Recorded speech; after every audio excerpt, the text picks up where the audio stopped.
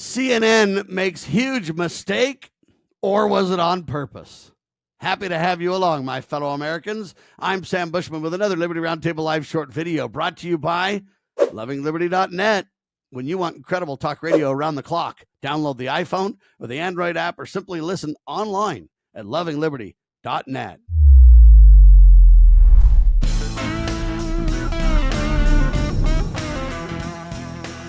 CNN, I guess, called a New York City shooter, quote, possibly white, over and over in their broadcasts, despite contradicting clear photos, sparking backlash from conservative readers, accusing the network of pushing a racial narrative. Amen to that.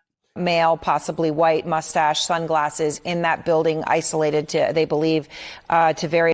This is out of control, folks. I don't even know how to respond to this one. You literally have a person that's the shooter on screen, photos.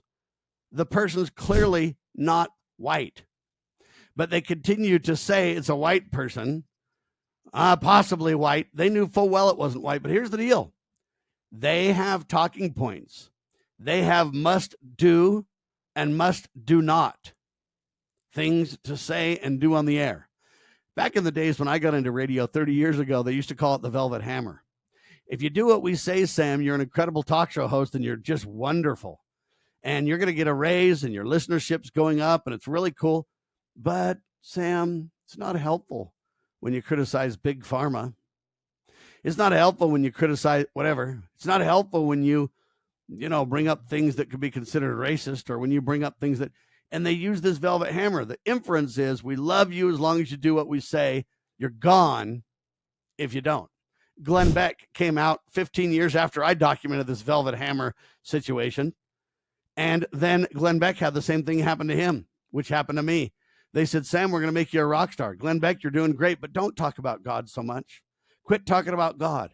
Glenn said he left over it. I never started because of the same point. At the end of the day, why are they calling a white shooter possibly white when they know full well the person's not white? Answer, because they have talking points. You promote racial narratives whenever possible. You divide the people. Whenever this topic comes up, you shut it down. And believe it or not, they have guidelines. And some of them are specifically stated. Others are by inference. They always praise my show when I get off the air, but this time they just kind of looked at me like, keep it up and you get fired. Look. And so they don't say a lot of things. Some of them are in writing. Okay. Like even Planned Parenthood had a quota, ladies and gentlemen, where you had to murder so many babies to get their quota.